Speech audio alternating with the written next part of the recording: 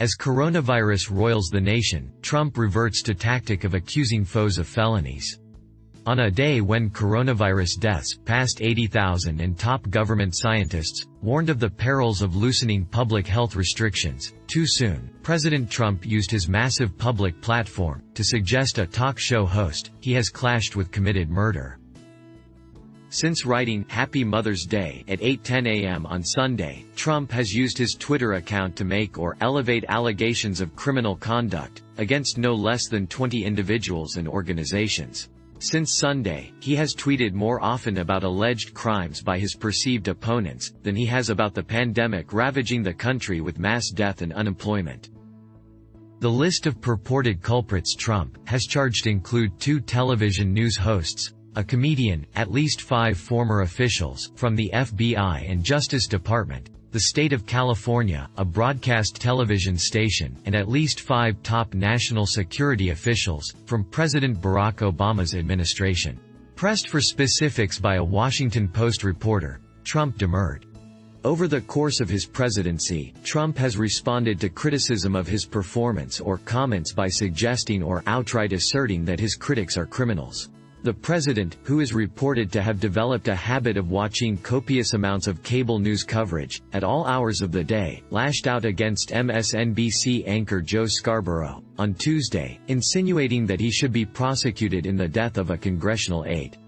Did he get away with murder? Trump wrote on Twitter at 6:54 a.m. Trump's conspiratorial claim that Scarborough killed an aide who died in 2001 has been debunked by the Post and other media outlets. But the president has expressed his frustration with Scarborough's Morning Joe show and its critical coverage by repeatedly floating the accusation. Scarborough, a contributing opinion columnist at the Post, responded to Trump's tweet on air, encouraging the president to turn off the television and renew his focus on the deadly pandemic. The White House did not respond to requests for comment about Trump's claims of criminal activity.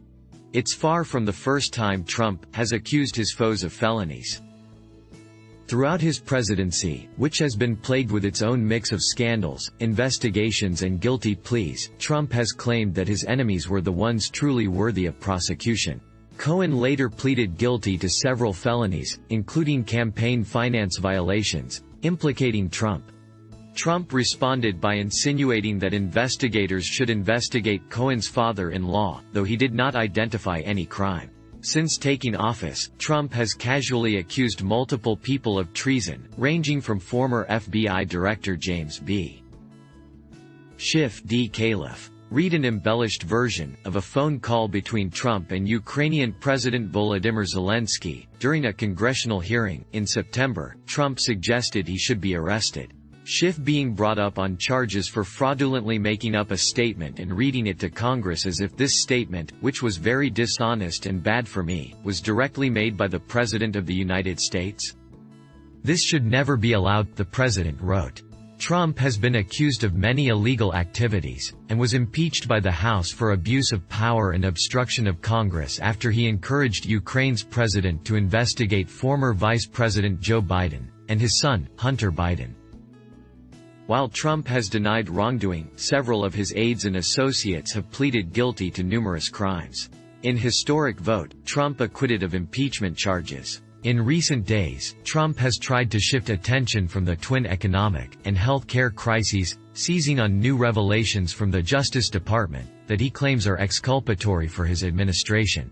Trump and his allies have used the disclosures to try to make the case that a broad criminal conspiracy was launched against his presidency by a powerful cabal of government agents. Coverage of the decision by the Justice Department to drop charges against Trump's former national security advisor, Michael Flynn, has taken priority over the pandemic in some conservative media in recent days. Trump, who has intently focused on the Flynn case, is leading the charge. Trump has tweeted that top officials in the Obama administration perpetuated the biggest political crime in American history, by far. He has retweeted posts calling for a wide range of people to be handcuffed and prosecuted, indicted, put in prison, and left sitting in a cell. Trump's Mother's Day storm of tweets came as the death toll from the coronavirus continued to climb. More than 81,000 Americans have died of complications of the coronavirus, and more than 1.3 million have been infected. Polling suggests most Americans disapprove of Trump's handling of the pandemic. Thanks for watching. Please do like, share, and subscribe.